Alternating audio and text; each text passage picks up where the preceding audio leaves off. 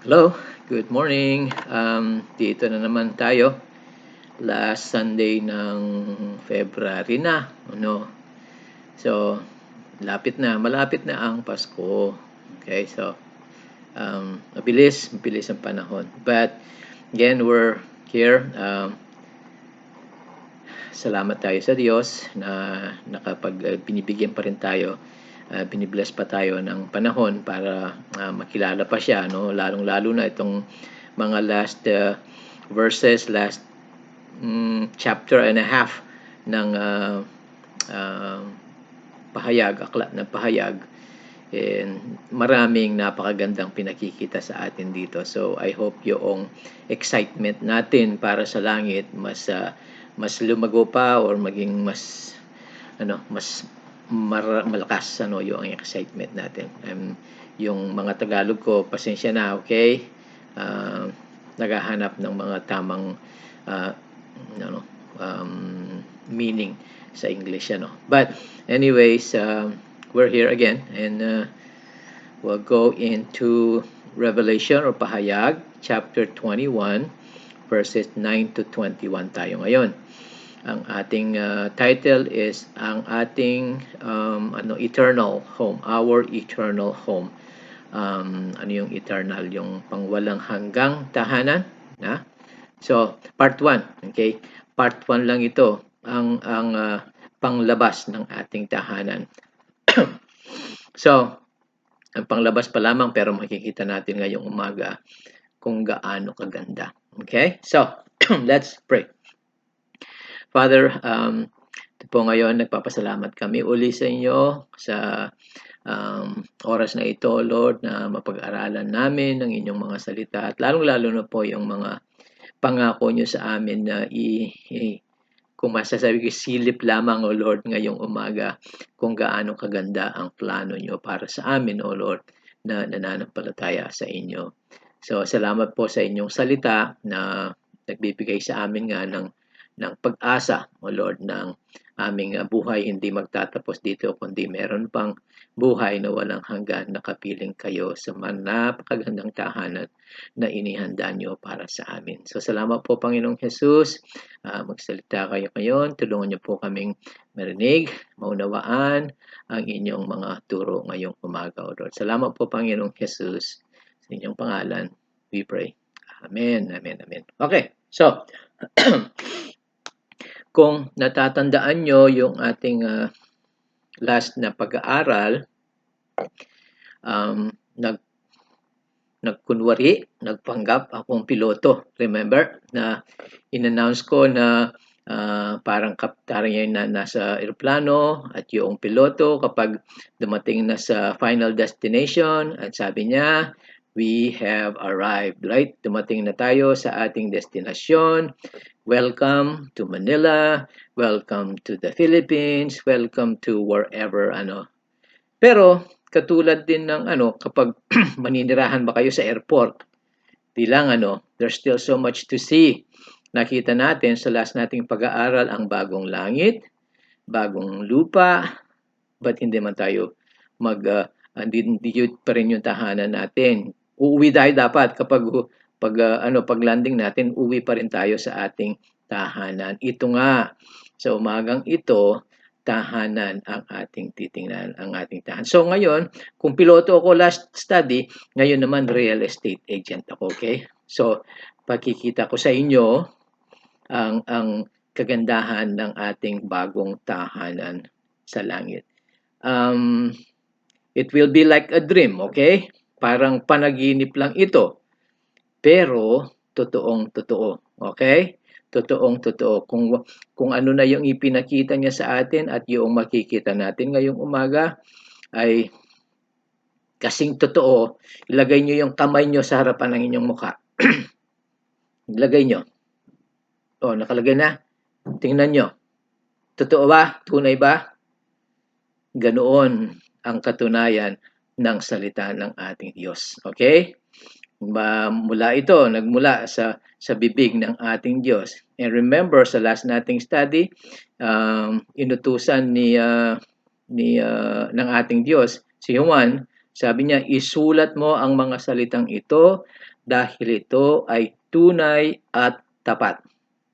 Yun, tunay at tapat ang salita ng ating Diyos na makikita ng like I said, parang panaginip lamang, pero totoo ito, tunay. Okay? So, pero paalala lamang, ang interpretasyon natin ngayong umaga, yung dahil limitado ang ating mga salita, ang ating vocabulary dito sa mundo natin, limitado lang, right? At yung actually, yung kaisipan din natin, limitado. Pangmundo ang ating katawan ngayon. Pangmundo ang ating kaisipan. Ito, mga panglangit na salita. So, meron pa, mas maganda pa, yung tunay. Okay? Yung katunay nito. Again, these are earthly words, mga salitang pangmundo ang magagamit lang natin. So, I think mas maganda pa sa mga description natin ngayong umaga. Okay? Kaya, it is also paalala sa atin na kailangan nating magtiis, magtiyaga, magsumikap, kung ano pa man yung salita na magagamit natin na para tayo ay makarating dito sa ating bagong tahanan. Makikita nyo kung gaano kaganda. Makikita natin kung gaano kaganda. Okay? So, ready na kayo? Real estate agent ako. So, pakikita ko ang tahanan ninyo. Okay? So, let's start sa ating tour ng home tour natin. Okay? Sa verse 9 ng chapter 21, sabi, ang isa sa 7 anghel ay nagpakita sa akin. Sila ang mga anghel na may 7 mangkok na puno ng pitong huling mga salot at nagsalita sa akin, halika rito. Ipapakita ko sa iyo ang babaeng ikakasal na asawa ng kordero. Dinala niya ako sa espiritu patungo sa isang dakila at mataas na bundok. Ipinakita niya sa akin ang isang dakilang lungsod, ang banal na Jerusalem. Ito ay bumababang buhat sa langit mula sa Diyos. Taglay nito ang kaluwalhatian ng Diyos. So, we see, kita natin una to is itong nagpakita kay Juan, isa sa mga 7 anghel na nagbuhos ng huling kahatulan dito sa mundo, yung mangkok. Remember yung unang set ng mga hatol ay yung selyo, tapos yung mga trumpeta, at yung kahulihan yung mga mangkok nga, right? Ang anghel na ito, nakita niya ang kahirapan na sa mundo noong hinahatulan sila ng ating Diyos. Okay? Patingnan natin ang kabutihan ng ating Diyos. Dahil mahirap yung panahon yon, kaya nga panahon ng kapighatian, right? Pero ang kagandahang loob ng ating Diyos, pinakita rin dito sa anghel na ito ang bunga ng kanyang pagpapagal. Dahil ginamit sila ng ating Diyos sa paghatol sa mundong ito. Kahit na gaano nga yung pighati na nakita nila, pero pakikita ang bunga. Okay?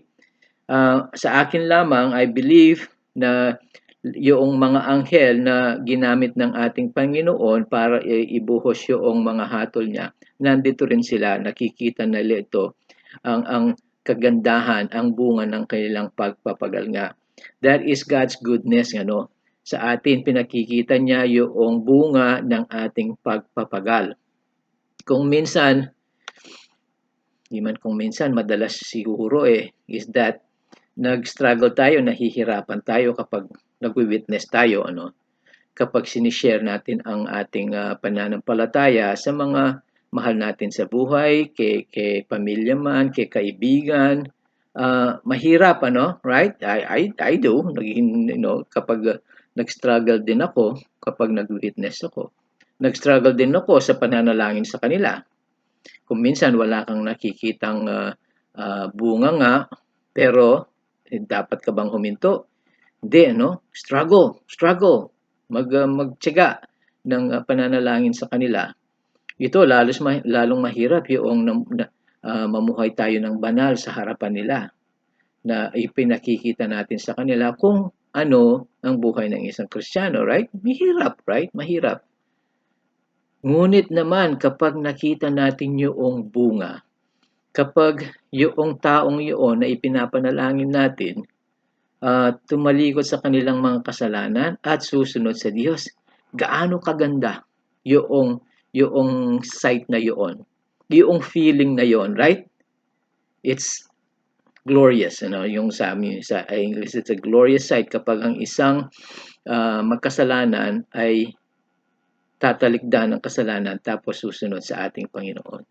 Sulit yung pagpapagal natin. And probably itong anghel na ito, it's sinasabi siguro, again, that's just my sulit. Nakita niya ang bunga ngayon, ang kagandahan ng pangako ng ating Diyos. And we could probably say too, so don't give up. Huwag tayong sumuko kahit na mahirap, nagpapagal tayo para ihayag ang ating Panginoon sa mundong ayaw manampalataya. Keep doing it. Huwag tayong sumuko dahil may bunga. Okay? May bunga. Kung hindi man dito sa langit, sa mundo, sa langit. Okay? So ito nga ang anghel ito, pinakita niya ang tahanan natin kay Juan. Pero ang dito is ang sabi niya o tukoy niya sa bagong Jerusalem, itong tahanan natin, sabi niya ito ang asawa ng kordero. Ipapakita ko sa iyo ang babaeng ikakasal na asawa ng kordero, right? Di ba nakita natin sa chapter 19 verse 7, just if you want to turn there, it's fine, but ang church ang tinutukoy na asawang ng kordero, right? Babaeng ikakasal na asawa ng kordero, ang church. Tunay din yun. Pero dito, ang tahanan, ang bagong Jerusalem, ang tinutukoy na asawa ng kordero.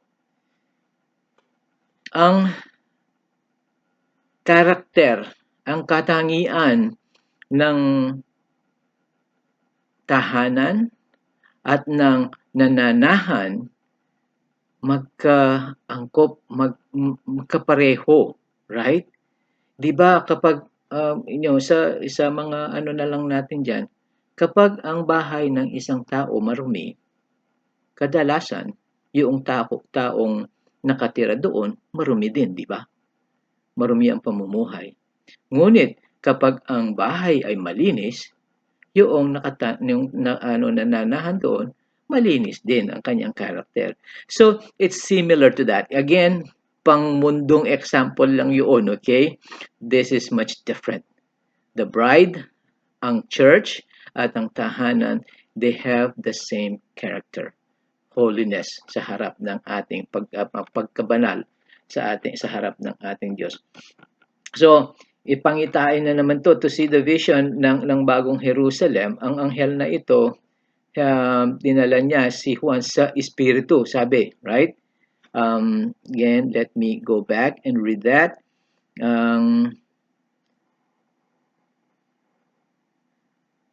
Dinala, okay? Ipapakita ko sa iyo ang babaeng kakasal na asawa ng kordero. Dinala niya ako sa Espiritu patungo sa isang dakila at mataas na bundok. Ipinakita niya sa akin ang isang dakilang lungsod, ang banal na Jerusalem. Okay, so he was in the Spirit once again. Okay? Kapag binibigyan ng pangitain ng vision ng anghel na ito, actually it's sa simula ng aklat ng pahayag. If you can, again, write this down, Revelation chapter 1, verse 10. Nung doon nagsimula ang ipinakita ang mga pangitain, and it says this, dinala siya ng Espiritu. Nasa Espiritu siya. Okay? Chapter 1 yun. Ngayon, patapos na ang aklat ng pahayag, patapos na ang kasaysayan ng tao sa mundong ito, at babaguhin ng lahat. Paano niya pakikita kay Juan? Sa Espiritu pa rin. Right? Beginning sa simula hanggang sa katapusan ng mga pangitain na ibinigay sa Juan, nasa Espiritu siya. Okay? which reminds us, paalala sa atin, wala tayong magagawa para sa ating Diyos. Kahit na ano pang pagpapagal ang gawin natin, kung wala ang banal na Espiritu sa atin, walang kahulugan. Hindi natin makikita yung mga spiritual visions sa ating buhay kung wala ang Espiritu sa atin. Sa simula hanggang sa katapusan. Okay? It's the same. Ano yung mga visions na binibigay ano yung mga dapat nating spiritual vision sa ating mga buhay? Iilan lang ito. Paano tayo maglingkod sa ating Diyos? Right? Spiritual vision yun. Hindi binibigay ng mundo yun na maglingkod sa ating Diyos. Paano natin raise or palakihin, no? Raise na ang isang pamilya na makadiyos ang katangian. Ang mga asawang lalaki, sabi ng Diyos, mahalin ang inyong mga asawa katulad ng pamagmahal ng ating Diyos sa atin. Mga asawang babae, magpakumbaba sa kanilang asawang lalaki. Visions, spiritual visions ito. Mamuhay ng banal sa harapan ng ating Diyos, sa harapan ng tao. Spiritual visions, hindi natin magagawa ito kung wala ang banal na Espiritu sa atin. We have to have the Spirit in us, right? We will have to walk in the Spirit. Sabi nga, kapag tayo'y namumuhay, lumalakad sa banal na Espiritu, na nagpapakita or dinidisplay ang kaluwalhatian ng ating Diyos sa ating mga buhay, sa ating bagong tahanan man, right? Sabi ko kanina, the residence, ang tahanan, at ang nananahan are the same, na nagpapakita sa kaluwalhatian ng ating Diyos. Pero ngayon man, tanong lang is, ang mga tahanan natin ngayon, pinapakita ba ang kaluwalhatian ng Diyos or hindi? It's kind of exhortation para sa atin yon. Dapat yung ating mga tahanan at mga nananahan doon, pinapakita yung kaluwalhatian ng ating Diyos. So, it's just a reminder sa atin yon na itry natin na ipakita ang kaluwalhatian ng ating Diyos sa ating mga buhay. So, now, we get to yung unang silip nga, panglabas ng ating bagong tahanan. At nagniningning, sabi. Sa ikalawang bahagi ng verse 11, sabi, ang ningning nito ay katulad sa isang napakahalagang bato, katulad ng isang kristal na batong haspe. Remember, yung mga words, nakikita nyo, ang ningning nito ay katulad, okay, ng isang napakahalagang bato. Katulad, it's just like, okay, hindi yung tunay talaga, para lamang, katulad lamang. So, that's why I'm saying it's mas maganda pa. Ito lang ang ating nagagamit na mga salitang pangmundo. But I think it's more beautiful. Okay? Sabi niya, katulad ng isang napakahalagang bato, katulad ng isang kristal na batong haspe. Ang batong haspe ay parang diamante, diamond. Okay? Okay. Imagination, this is all kind of, you have to use your imagination. Can you see or imagine ang isang napakalaking diamante na bumaba mula sa langit? At ito ay nagniningning, sabi. Nagniningning na katulad ng isang kristal na batong haspe. Napakalahagang. Ano yun? Ano yung ningning na yun? Again, ang kaluwalhatian ng ating Diyos na nagpo-project, lumalabas doon sa bagong Jerusalem. Flip back sa chapter 4 verse 2. Okay, chapter 4 verse 2, sabi doon, kaagad ako ay nasa espiritu. Again, nasa espiritu, at narito isang trono ang naroon sa langit at isang nakaupo sa trono. Ito ang Diyos. Okay? Ang siya na nakaupo ay katulad sa isang batong haspe. It's the same nitong bagong Jerusalem na bumababa mula sa langit. Ang siya na nakaupo ay katulad sa isang batong haspe at isang sardonise.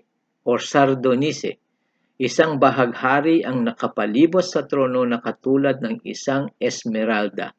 Ang kaluwalhatian ng ating Diyos, ginagawa itong bagong Jerusalem na magningning katulad ng isang napakahalagang bato.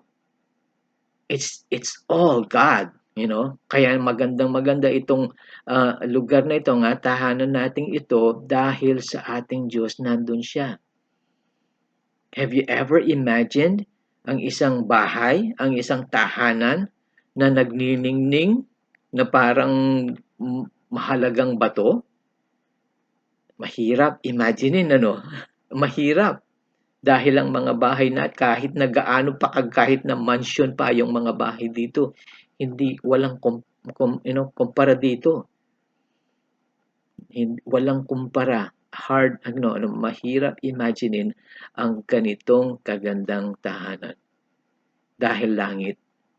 Ang ating mundo ngayon, kahit na gaano kaganda pa, ay still under the curse. Okay? Mayroon pang nasa sumpa pa rin tayo, sumpa ng kasalanan. So, again, a question, ang ating mga tahanan ba ay nagniningning para sa ating Panginoong Jesus? Dapat, So, now let's look at the walls, ang pader or muog. Sabi sa verse 12, ito ay may isang dakila at mataas na muog at 12 tarangkahan. Sa tarangkahan ay may 12 mga anghel. May nakaukit na pangalan sa tarangkahan. Ito ay ang mga pangalan ng 12 lipi ng mga anak ni Israel. 3 tarangkahan ang nasa gawing silangan, 3 tarangkahan ang nasa gawing hilaga, 3 tarangkahan ang nasa gawing timog, at 3 tarangkahan ang nasa gawing kanluran. Ang pader ng lungsod ay may 12 saligan. Sa kanila ay ang 12 pangalan ng mga apostol ng Kordero. Yung mga verses na ito, pinakikita yung tipan ng ating Diyos sa sangkatauhan. Lumang tipan at bagong tipan. Yung mga tarangkahan, nandoon ang mga pangalan ng mga 12 lipi ng Israel, lumang tipan. Tapos yung mga saligan naman, ang pangalan ng 12 apostol ng Kordero ng ating Panginoong Jesus. Ang plano ng ang pangwalang hanggang plano ng ating Diyos, parehong kina-cover ang Israel at ang Iglesia. Right? So that's kung i-summarize natin 'yon, kung pagsamahin natin 'yon, that's the whole history ng Bible. From beginning, right? Noong likhain niya ang mundo natin, tapos tinawag niya si Abraham, doon na nagmula ang Israel. And then sa bagong tipan ang ating Panginoon, ang mga apostol niya. So the whole of the Bible, right? Lumang tipan at bagong tipan nandito sa plano ng ating Diyos. Alam niya ang kanyang ginagawa. Okay, nakaplano na lahat from the beginning of the foundation of the world, sabi nga. Alam na niya ang kanyang gagawin. So, gaano kalaki itong lungsod, ang bagong Jerusalem? Lahat ba ng nananampalataya na nandun na sa langit ngayon? Hindi, iba ito sa langit ngayon, okay? Ito again, bagong langit, bagong lupa, bagong Jerusalem.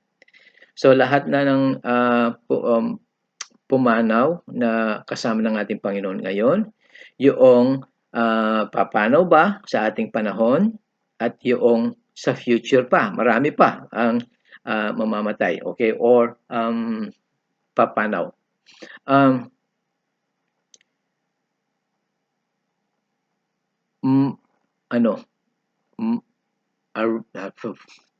di ko mahanap yung Tagalog. Mag-fit. What is it?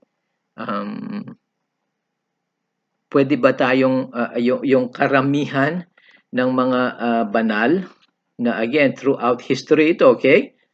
From Old Testament to New Testament, yung lahat ng mga nananampalataya, pwede ba tayong mag-fit dito? Hindi ba masikip or sobra hindi ano? Do you think ang ating Diyos magkakamali siya sa kanyang plano? You will see kung gaano kalaki ang lugar na ito, okay? Will have enough room. Actually, sobra-sobra pa, okay? So, ito ang dimension, ang kalakihan ng Bagong Jerusalem. Verse 15, ang nagsalita sa akin ay may isang gintong panukat. Taglay niya ito upang sukatin niya ang lungsod, ang tarangkahan nito at ang pader nito. Ang lungsod ay parisukat. Ang haba nito ay katulad din ng luwang nito. Sinukat niya ang lungsod ng panukat, ang haba, ang luwang, at ang taas. So, tatlo ang kanyang dimension. Hindi lamang siya square, kasi parisukat square, kwadrado, I think. Pero mayroon siyang taas. Ang haba, ang luwang, at ang taas nito ay magkakasukat ng 2,200 kilometro. Sinukat niya ang muog at ito ay 144 na siko.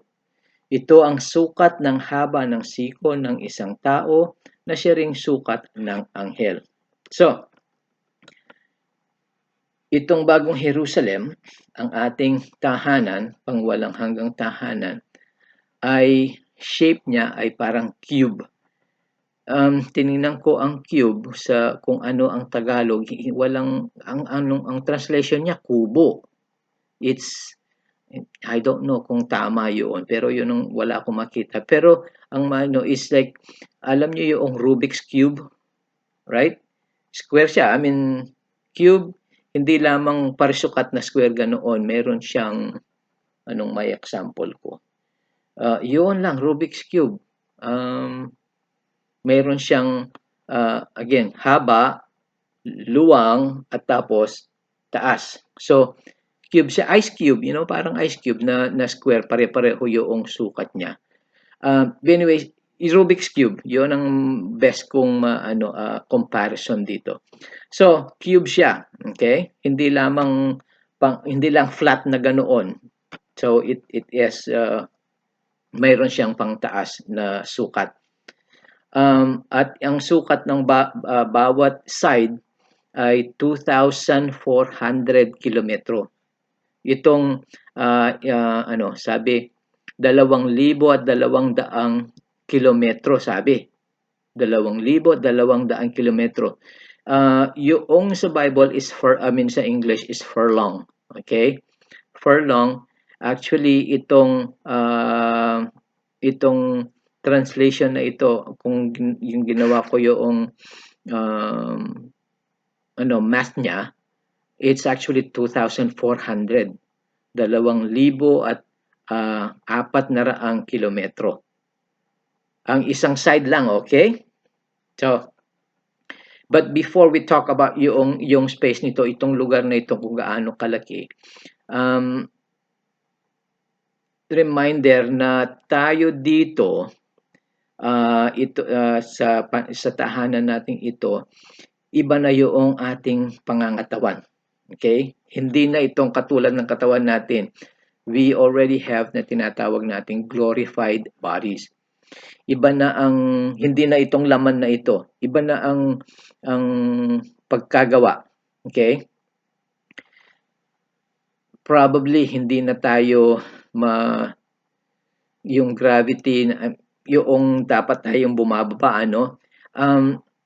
remember noong nabuhay muli ang ating Panginoong Jesus, noong nagtatago yung dahil takot yung kanyang mga apostol, at nagtatago sila doon sa isang silid, sa isang kwarto.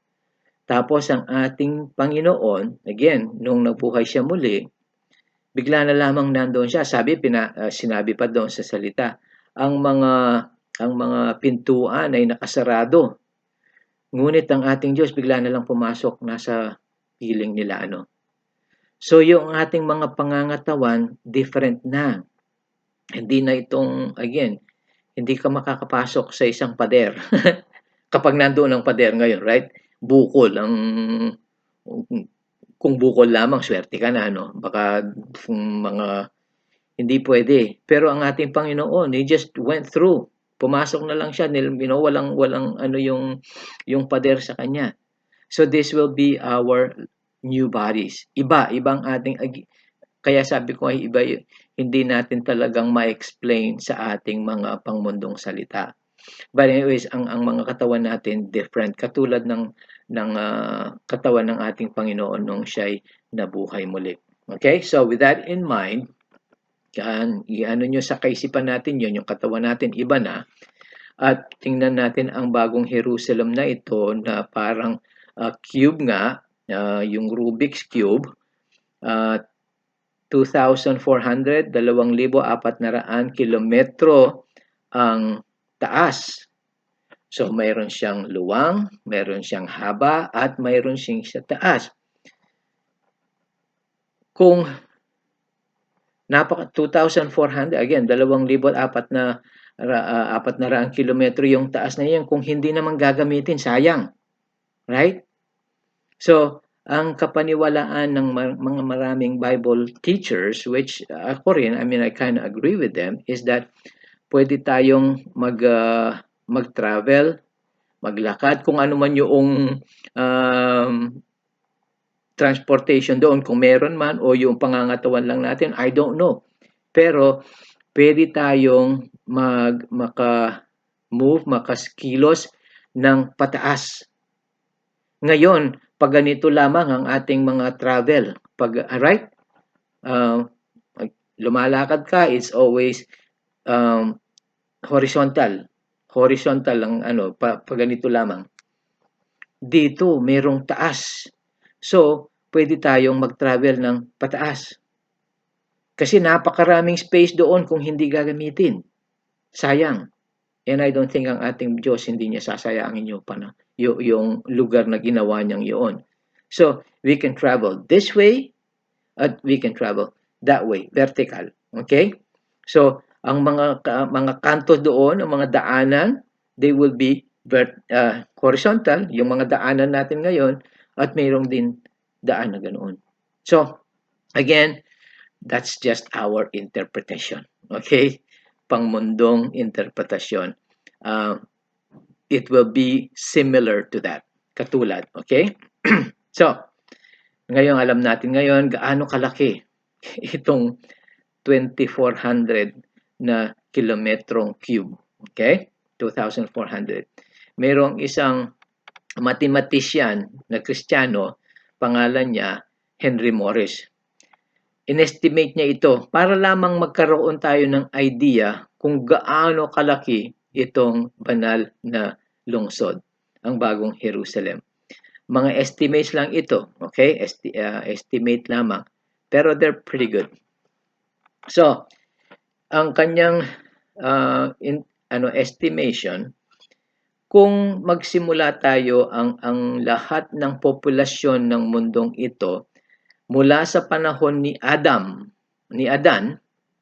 hanggang sa pagpasok sa buhay na walang hanggan, sa eternity, okay? Ang estimate niya, let's just say, sabi niya, 100 billion. Hindi million, 100 billion. Sabi niya, again, estimates, okay?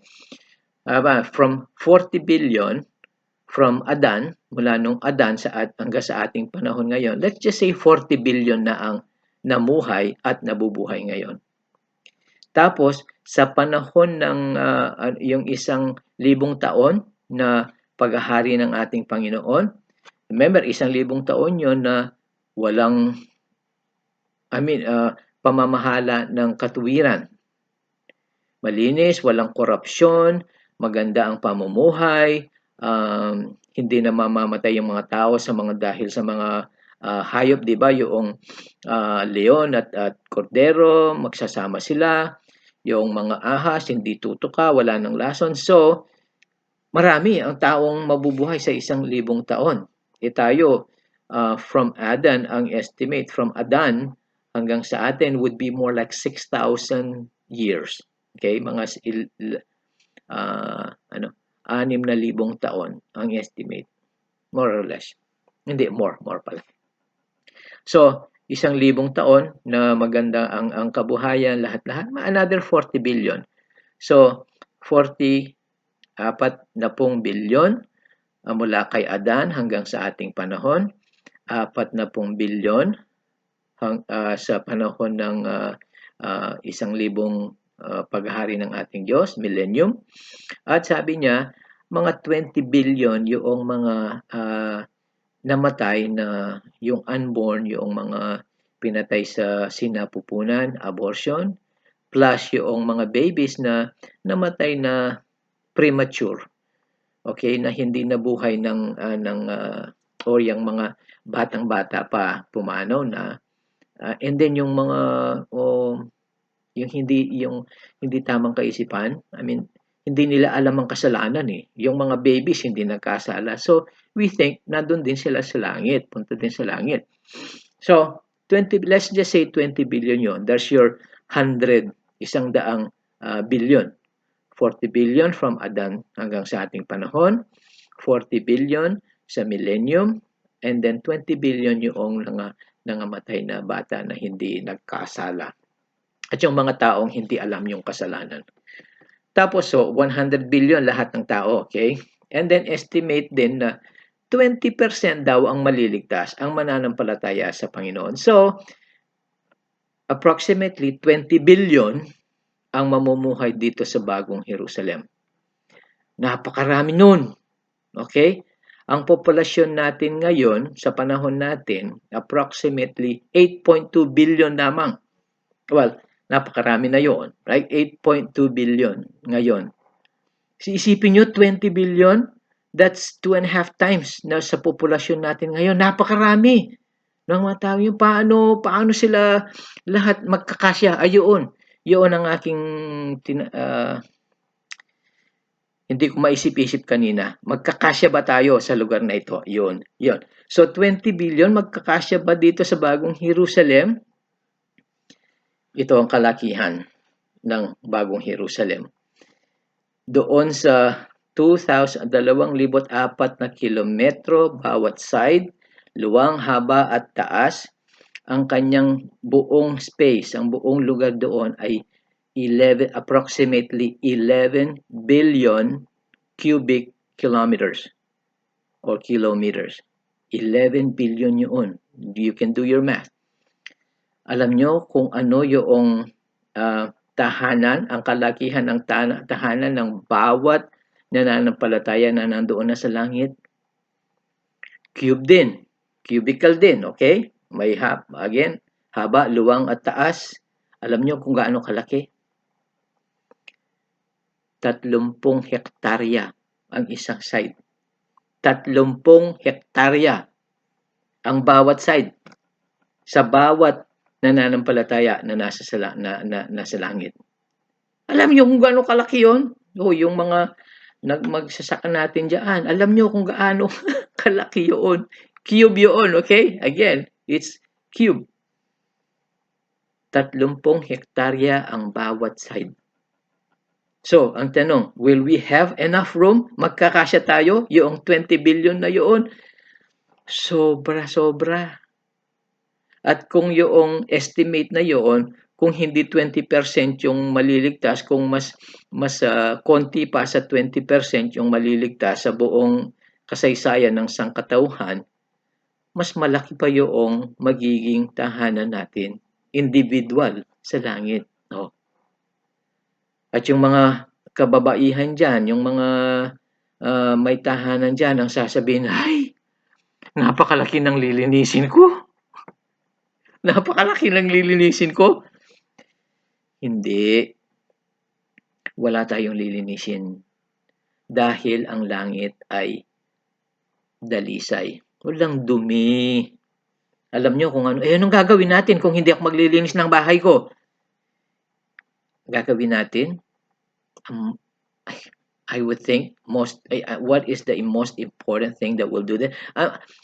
Meron din sigurado, meron tayong, again, magagawa na pangkasiyahan natin. But I think the most important part that we'll be doing sa langit, gagawin natin, ay ang paglilingkod sa ating Diyos at pagsamba sa ating Diyos. What is better than that, really, right? What is better than serving and worshiping God? Nothing else. So, I think that's what we're gonna do most of the times. Pero mayroon pa sigurong sorpresa ang ating Diyos. Kaya, siguraduhin nyo na makarating kayo doon, mayroon pang mga sorpresa. Okay?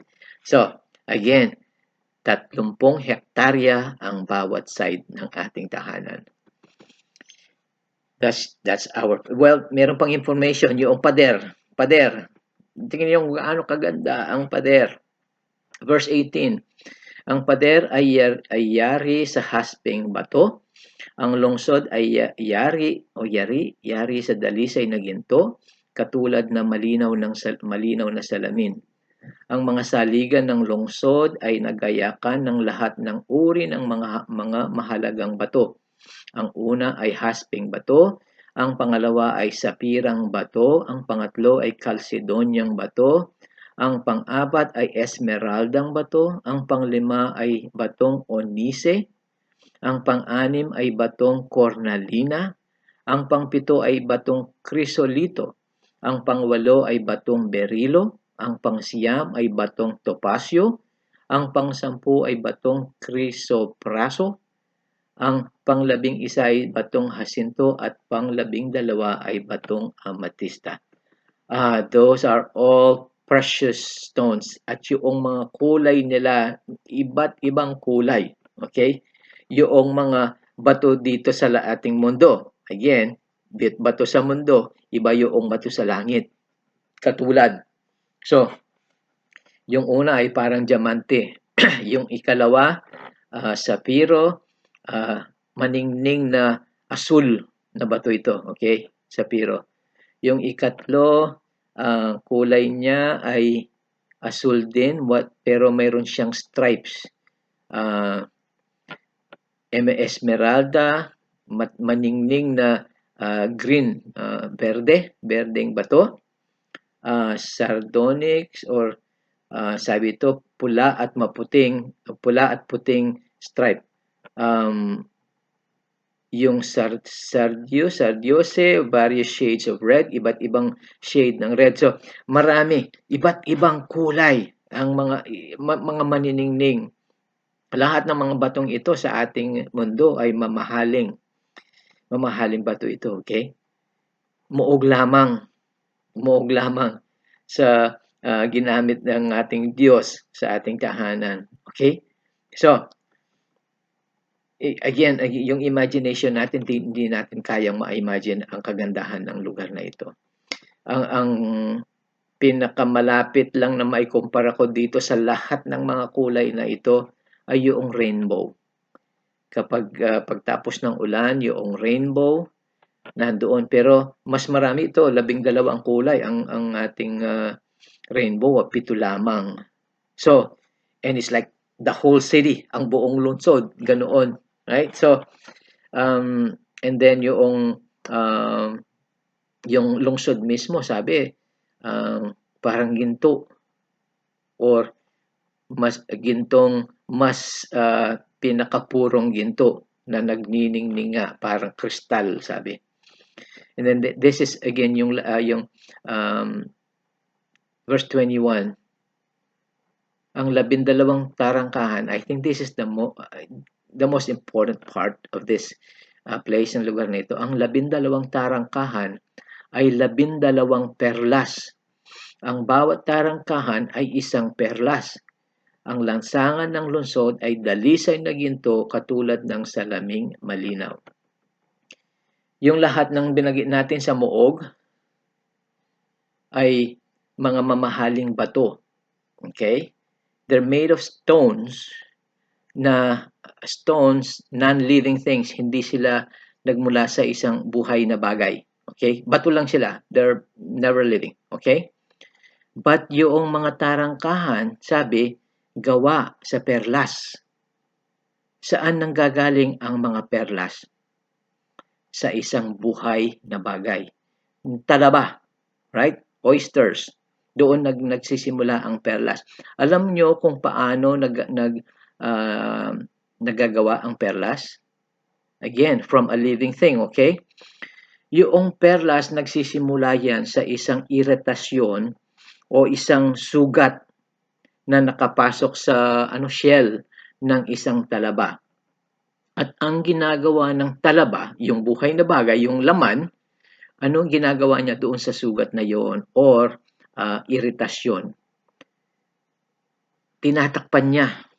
Tinatakpan niya ang yung calcium carbonate it's calcium carbonate, yung material. Tatakpan niya yung sugat na yun. Okay? Tatakpan niya. Tatakpan niya. Iba't ibang layers yan. Matagal. Palagi niyang tinatakpan yun hanggang mabubuo yung perlas. Okay? Nagmula sa isang sugat o sa isang iritasyon. Doon nangmumula ang isang mamahaling perlas. Isa ring tagapagturo ng John Phillips, dinidescribe niya itong pearl na ito, itong perlas na ito, yun ang tugon ng isang talaba sa iritasyon sa sugat na yun. Yun ang kanyang tugon, yun ang sagot niya. Okay? Ang bagong Jerusalem ay ang tugon ng ating Diyos sa sugat na dinanas ng ating Panginoon mula sa mundong ayaw manampalataya sa Kanya. Sinugatan ang ating Diyos, ang ating Panginoon. So yung perlas na tugon ng talaba sa kanyang sugat, ang ating Diyos, ang tugon niya sa sugat ng ating Panginoong Hesus ay ang mga perlas na tarangkahan. So, kapag tayong mga banal na labas-pasok sa lungsod na ito at dinadaanan natin itong mga tarangkahang gawa sa isang perlas, palagi tayong pinapaalala kung bakit tayo nandoon. Kung bakit tayo nasa langit, kung bakit tayo ay nasa napakagandang tahanang ito. Yung mga perlas, yung sugat ng ating Panginoon. It's all because of Jesus. Kaya tayo ay nasa langit because of Jesus. Ang mga sugat na tinanggap niya para sa ating kaligtasan, para lamang tayo ay makapiling niya sa kanyang napakagandang tahanan, ang kanyang mga sugat. So, labas-pasok tayo sa mga tarangkahang perlas, palaging paalala kung bakit tayo nandoon. At yun ay dahil sa ating Panginoong Hesus, ang kanyang mga sugat na tinanggap niya. Excited na kayo? Kung gaano kaganda ang inyong magiging bagong tahanan, ang ating magiging bagong tahanan, dahil lamang sa Panginoong Hesus. We may never have beautiful homes sa mundong ito. Pero kapag tayo magtiis, magsumikap, magtiyaga sa ating pananampalataya, kumapit pa sa ating Panginoon, merong isang napakagandang tahanan na naghihintay para sa ating lahat. So, huwag lumayo sa ating Panginoong Hesus, lumapit pa ng lumapit hanggat sa panahong kunin niya tayo at bigay niya sa atin ang ating tahanan. Napakaganda, no? So, we should cling. Kumapit pa ng mahigpit sa ating Panginoong Hesus. Huwag bumitaw kahit kaano pa kahirap ang buhay dito, kaano pa kahirap ang mamuhay ng banal sa mundong ito. Tiyaga, tiis, magsumikap. para makarating tayo sa ating bagong tahanan. Panglabas pa lang yun, okay? Meron pang inside of the house next time. I love you guys. We'll see you next time. Let's pray. Father God, maraming salamat po sa inyong salita na pinapakita dito sa parteng ito ng inyong salita, pinakikita nyo sa amin ang kagandahang ipinlano nyo para sa amin, O Lord. Hindi man namin ma-imagine sa aming mga pangmundong kaisipan, O Lord. Pero mas maganda. Excited na po kami, O Lord. So we pray, kahit na sa huling bahagi ng aklat na ito, ang dalangin ni Juan ay, "Come, Lord Jesus." Dumating na kayo, Panginoong Jesus. And that's what we pray as well, O Lord. Dumating na kayo.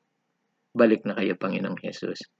Ipakita nyo na sa amin, O Lord, ang aming tahanan, O Lord.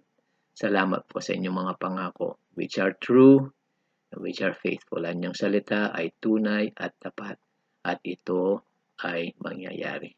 You will fulfill all your promises to us, O Lord. We thank you for your faithfulness. We thank you for your love, for your mercy, and your grace. Without it, O Lord, wala po kami. So, salamat po sa inyo, Jesus. Salamat po, Ama. Salamat po, Espiritu. We love you and we praise you in Jesus' name. Amen. Amen. All right. Bye-bye. Until next time. We'll see you. Love you.